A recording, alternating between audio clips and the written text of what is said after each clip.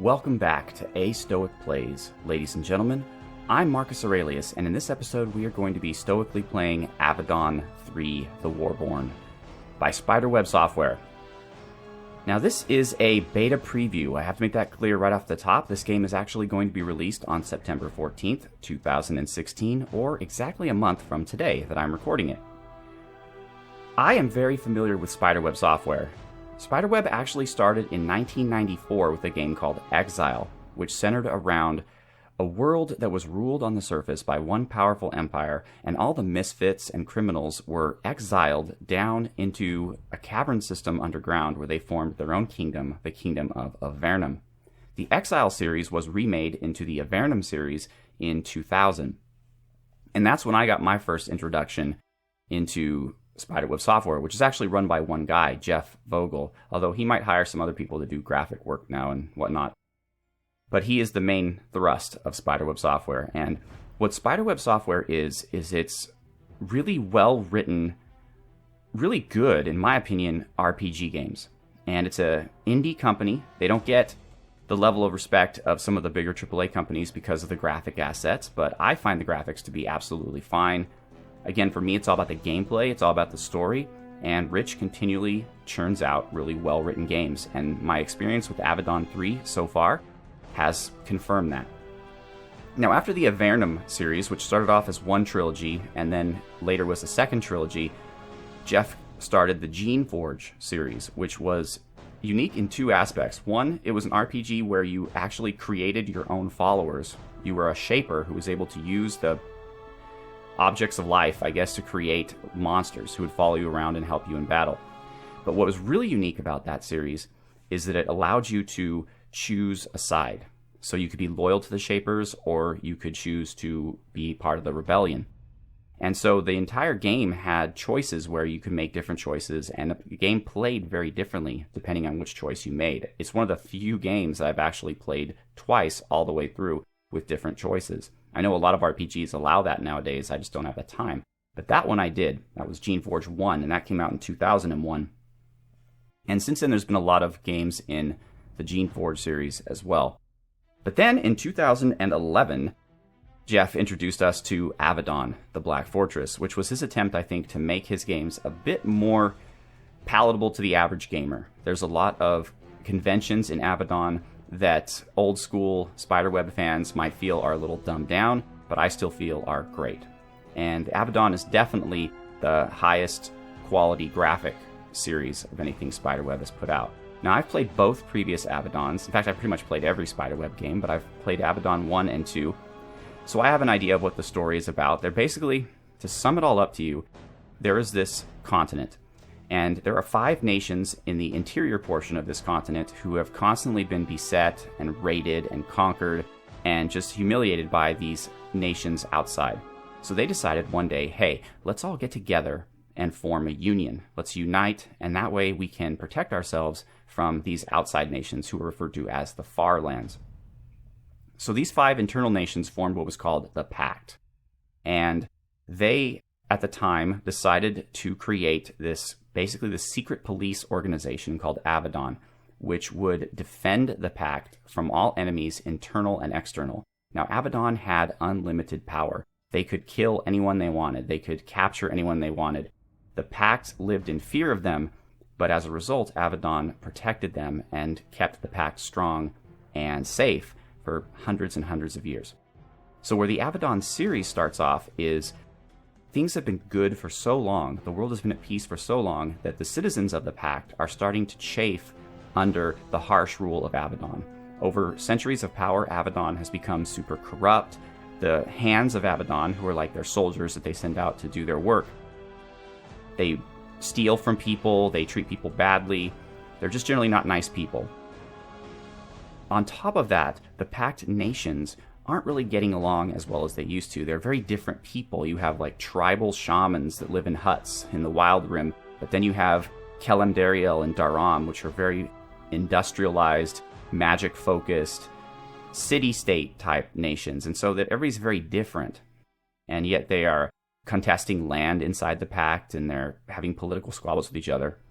So add to this the perfect storm that the Farlands are finally getting their act together, and after centuries of living under the heel of Avadon and the Pact, they are now working together to try to overthrow them. So in Avadon 1, it's before all this happened, and basically the story of the game was that one of the high-ranking members of Avadon defects and tries to overthrow Avadon. She fails, but it exposes the weakness of Avadon. Then in Avadon 2, with this weakness exposed, you go around to various Farland places to try to quell unrest and take care of business. But at the end of the day, there is a huge assault on the Pact by the Farlands. And the leader of Avadon, who up until this point has been viewed kind of as this immortal god emperor type guy named Redbeard, is pushed out of leadership. So that's where this game starts. It's called the Age of Chaos, and the war between the Pact and the Farlands has been going on for about 3 years, and you are just a random dude in a random Avadon fort. You are a Hand of Avadon, which again is their doers, I guess, their agents. Avadon is split up into 3 castes. There's the Hands, who are the most numerous, and they go out and do the missions of Avadon. Then there's the Eyes. They are like administrators and spies. And finally, there are the Hearts, who are very rare, and they're just kind of like the head people. And you don't really see them outside of Avadon itself. So that's that. I've been talking for about 7 minutes, and now it's time to show you some gameplay. I have a huge history with this series. I played all the games. I've loved them. So I just want to kind of give you a overview of what it's about and where things are going. Okay, so I've already gotten kind of into it. I have my first game still. And I do think the art of these games has really improved. The overall game art is really good. Whoa. Let's move that over here. Okay, cool. I am playing in a window right now of 720p, whereas I was playing it earlier in full screen on my 1900 by 1200. So it might be a little different. Still not quite used to the scrolling, but you have a choice between being one of 4 character types, or 5, I'm sorry. You could be a Blade Master. You could be a Shadow something. What are they? This guy's one of them. Basically a ninja. But what are they called?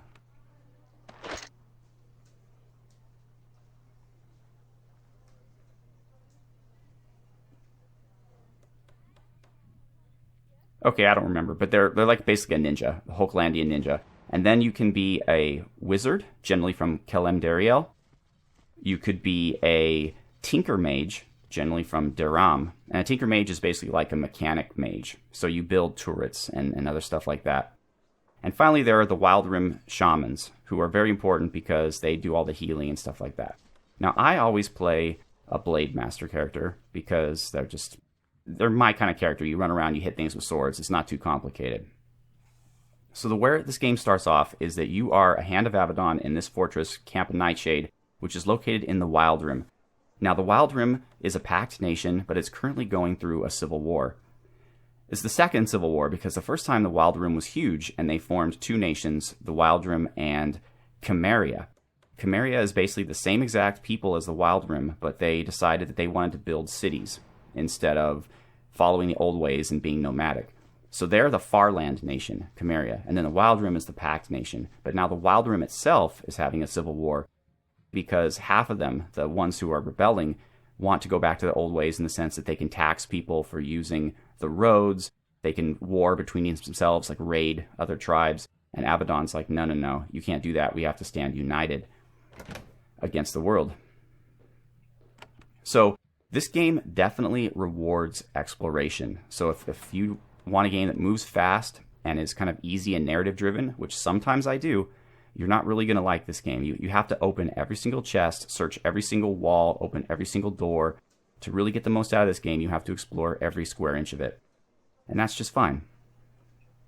Another cool thing about Avadon 3 is it reintroduces some characters that you saw in previous games. There's Natalie and Khalida. Now, I believe, don't quote me on this, but I think Natalie was your mage NPC from Avadon 1, and I think Khalida was your Blade Master NPC from Avadon 2, though I might have got those mixed up. I never used Khalida because I'm always a Blade Master myself, and I like to pick my team to be complementary to my skills. But so this takes place many years later, and it's funny how they tie it together, because you talk to Natalie and you're like, oh, so, what's your story? And she'll tell you about her adventures in the previous Avadon games. So where things are at right now is I woke up in this camp where I've been working for years, and I was told to come speak to my superior. So I went and I did that, and the superior told me that some additional hands and information from Avadon came in, which is very rare. Usually we don't hear from Avadon. Ooh, there's a pair. And so I met these new hands, which of course are my potential NPCs, and they had me clear out the magical workshop because they want us to use the magical workshop again. So I did that, and it's clear. So now there's a gentleman here called Nicodemus. Now he's from Avadon itself, the fortress. He is a player that you see in Lab Construct. Hello. He is a player that you see, or an NPC that you see in previous Avadon games. He's actually in the Fortress of Avadon as like their major Tinker Mage guy. But for some reason he's here. So we're going to go and find out why and what we can do for him. There he is. Okay, I'm not going to read all this. You can pause the screen and do it. But basically, he's from Duram. Okay, you could think of Duram as kind of like, I want to say they're more like ancient Greece. And Kelim-Dariel, actually Kelim-Dariel is kind of like that too, like Rome. There's an enemy nation called the Tawan Empire. It's like a mixture of decadent late age Rome with Imperial China, I'd say. Let's see. I recognize you. You are Marcus. Cerise described you to me. I thank you for cleaning out my workshop. I am Craftmaster Nicodemus, researcher and defender of Avadon. When did you get here? He just arrived. Why are you here? Did I not say it? I came to craft useful equipment for this camp. No other reason. Nothing unusual is happening. Nothing at all. Sure. Let's see. Commander Cerise sent me to speak with you. Oh, yes, so scarabs are a unique thing that Hands of Avadon can use. They're basically... Other games have similar concepts, but they're like an item that you can wear that kind of bores into your body and it gives you a special ability. But now you can change your scarabs, but only in certain places. And they give you special benefits and spells you can cast and things like that.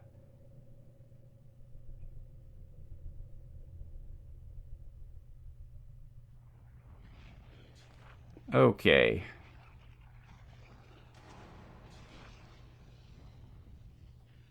So yeah, it's like a bug almost that digs into you.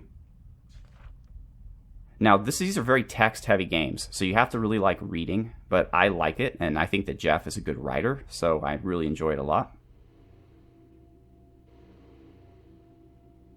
Alright, so I'm able to equip one scarab, so let's do that before we continue talking to him. So you go to your inventory, and there's your scarab. So... Okay, you can only equip scarabs when you're in your hand encampment, which we are not currently, so we'll do that in just a bit. But let's see if you have anything more to say. Is the equipment here to your liking? Yeah, so he's here without any of his assistants. That's really, really weird. Avadon's kind of fallen apart. In the first two games, it was a well-oiled machine, but now things are a little weird. And one of the running gags in the Avadon series is that his assistants all want to quit. You know, they get blown up, they get experimented on. He's just not a good boss to work for.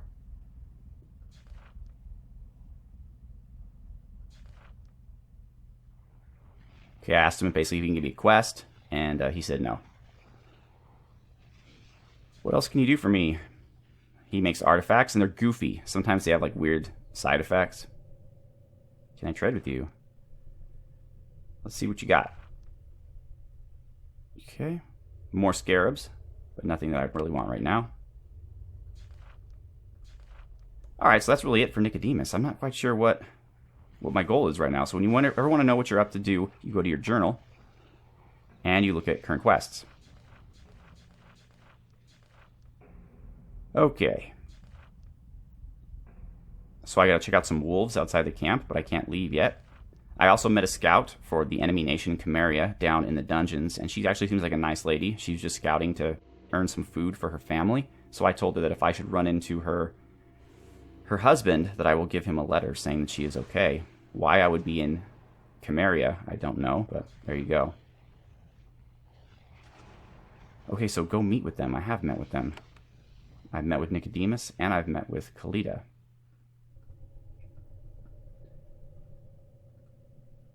So I need to find out what my next quest is. And where'd you go, Nicodemus? Where are you, buddy?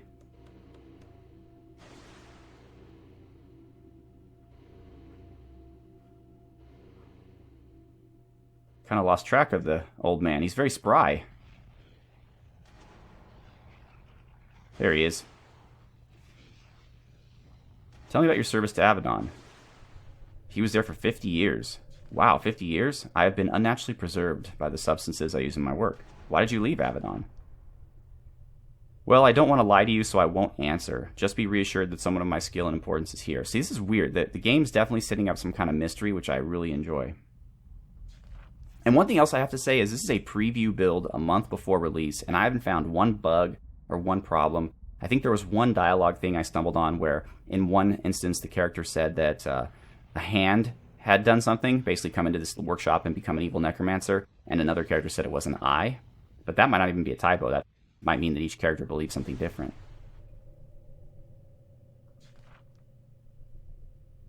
Let's see. I'd like to know what has been going on. Oh, I've met so many scared hands who have had that wish. I wish I could tell you more. I just won't. Alright, so really there's just nothing for him to do for me here. So I guess I'm going to go back to the woman in charge.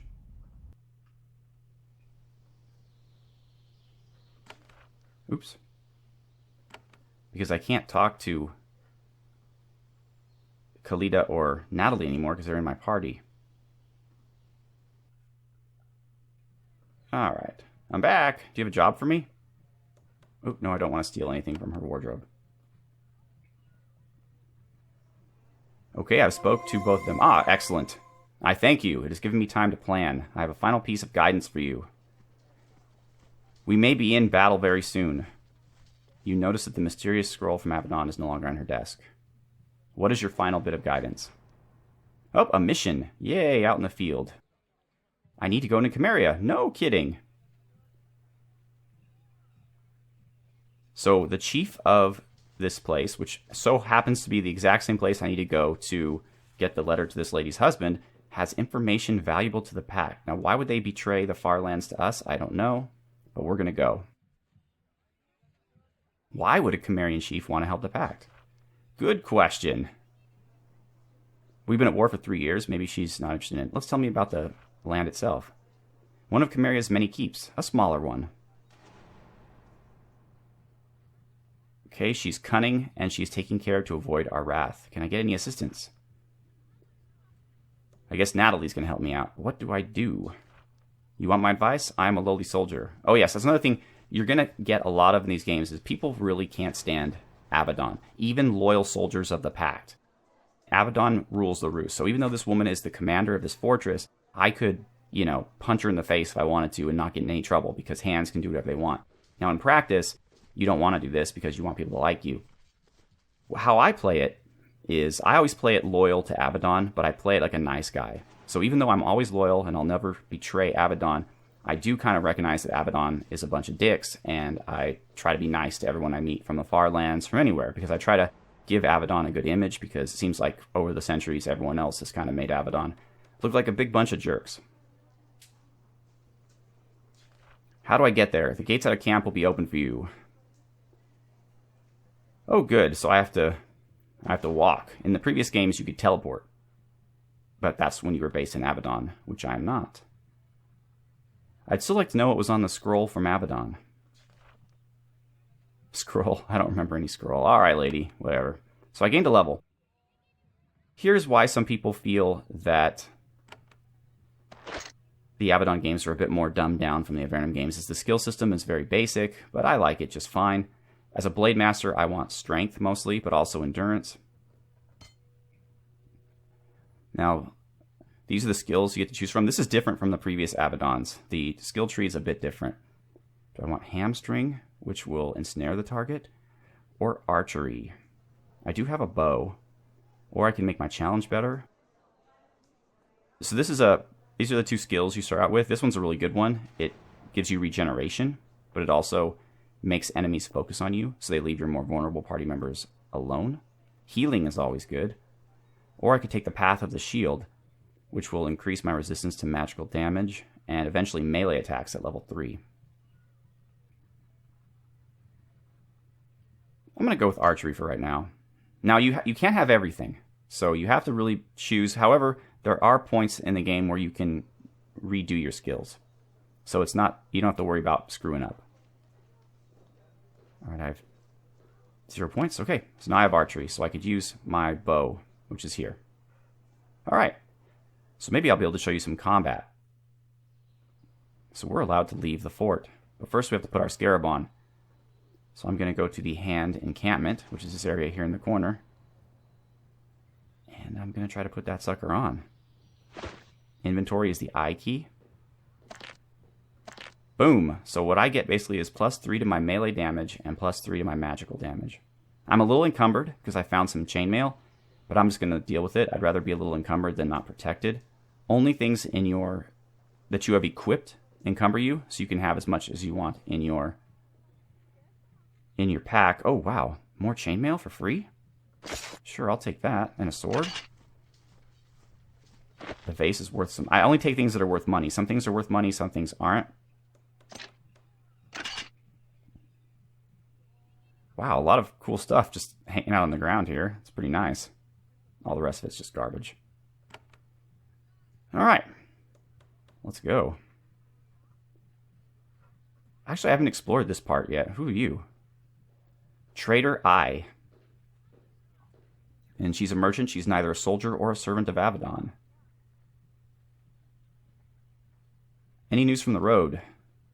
The Cimmerians are still defiant, though they are only able to field an army to the west, so we must be in the east. The Wildroom rebels are exhausted, but they show no sign of surrendering. The roads are dangerous.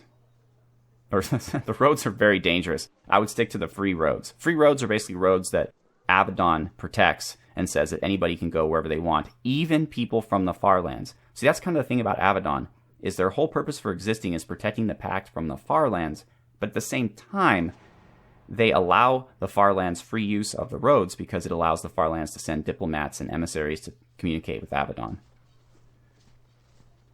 All right, let's see here. Where do you get your supplies from? All over. This is a war. People are willing to sell things. Don't you worry about where your goods come from? Of course.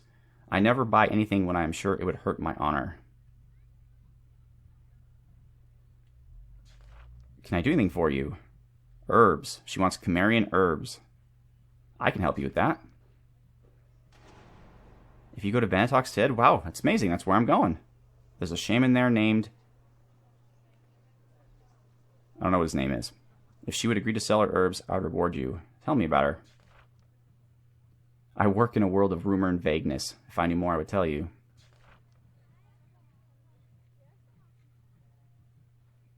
So only Avadon can help this woman, because if she were to ask someone else to help her, they would get in trouble. Because there's a law that if you are in the Pact, you can't assist people in the far lands, especially in a time of war. But Avadon people can do whatever they want. The only person that Avadon hand has to answer to is the leader of Avadon, who in this case, it used to be Redbeard, but since he was kicked out, now it's this guy named Protus, who is actually a pretty big NPC from Avadon 2, who gave you all of your orders. All right, let's get rid of some stuff first. Should I sell the chainmail or give it to one of my people? I'll hold on to it. But I will sell these. I'll sell that. So, for example, you can't sell the daggers. They're not worth anything, so I'm just going to drop them. Or I'll just, right now, I'll put them in my... junk bag. The junk bag is actually a really cool concept. You just put things in it, and you can sell them all at once. Or I think if they can't be sold, they'll just disappear. I'll hold on to the leather belt, because one of my NPCs might want it. And the razor disc will help this guy, who's the ninja. Alright, cool. So as I mentioned, this game rewards exploration. I've already talked to this guy, though. Who is... Oh, Hand Kasich. He's just a random guy who's a shaman. Do you have any missions I can do? Yes, okay, there's a deserter, a Kava soldier. It's rare for them to desert. They're stalwart, raised to follow the stone code. So see, this is another thing. He's leaving the guy's punishment up to me. I could kill him. I could whatever. It's up to me. Fled to the north. Wow, he's headed toward the same place I'm going to get the herbs and deliver the letter. That is so convenient.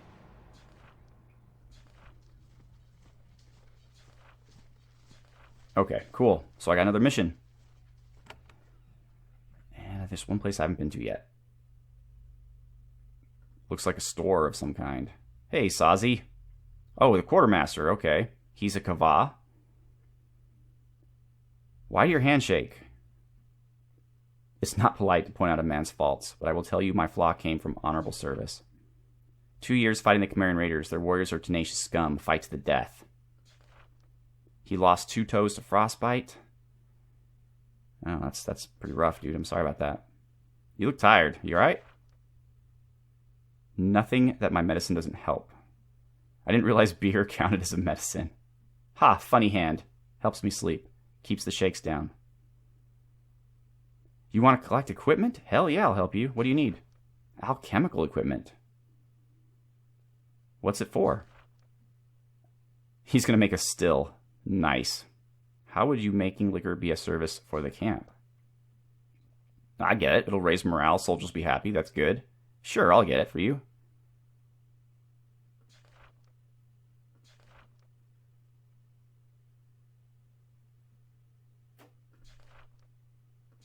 Okay, I've already done that. Okay, so this is one of those cool quests. There are certain quests that don't ever get completed. You just, every time you find, in this case, alchemical equipment, you bring it to him, he'll give you some money.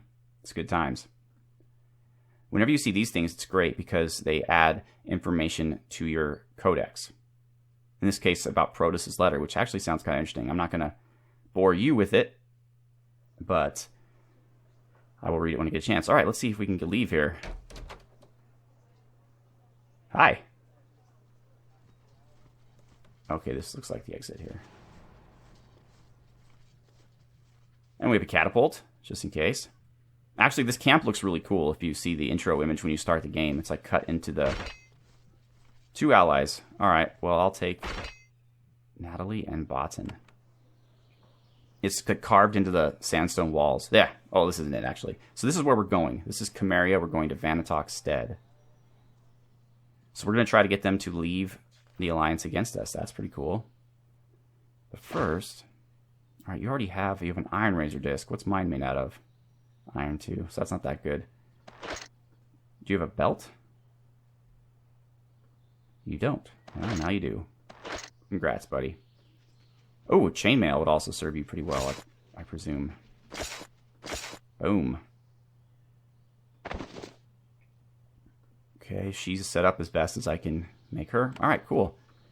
So before we end the episode, it's almost 30 minutes, but I do want to find some combat. I know we're supposed to find some wolves up here. Actually, they said in the northwest.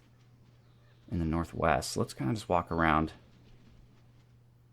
Let's walk around the keep and see if we can't find something to kill.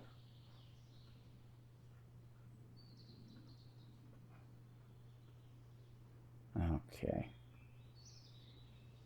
There's a mini-map, obviously. So it helps you get your bearings. Oh, a spider. Excellent. Okay, so combat is turn-based, and it's really quick and fun. Looks like we're starting with our ninja, because he is the fastest of us. And so he has 8 movement points. That means he can move 8 squares, or he can move a certain number of squares and attack.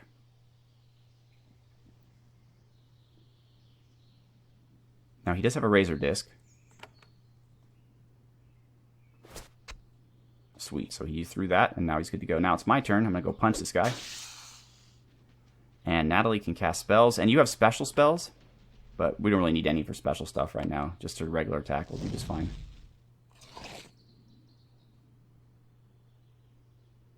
So this is poison. I've been poisoned and acid. Or both of them, but it goes away eventually. And your Blade Master is actually really good at taking damage. So one of his cool special abilities, as I mentioned before, is the challenge, which will cause him to get foes to attack him, but he also gets regeneration and shield chant. So that's a pretty good skill. Let's move her over here. And the battles right now look pathetically easy, but later in the game they get pretty hard. Obviously, it's the beginning of the game. And when you're done with the battle, you click the swords and go back to peace mode. So what were the spiders hiding? Some corpses. Studded leather, sure, and a cloak. And some coins. Tunics are worthless. Caps give you some armor, okay. A little teeny little bit of armor, not a lot, but it's something. And a rake we're going to leave behind. Alright, ladies and gentlemen, so that is Avadon 3 the Warborn. And I will actually come back and do another episode because I want to give you a bit more of a preview of it, because this game will be coming out in a month, as I mentioned, September the 14th. And I've really enjoyed these games. I've played most of them, and I'm a big fan of Spiderweb. I jumped at the opportunity to get a preview copy of this one, and I really think that if you're interested in well-written, traditional-style RPGs, and you're not turned off by not having the latest graphical amazingness, then I really think you should give these games a try. I would think you really love them. So once again, I am Marcus Aurelius. Thank you so much for watching. Have a good one.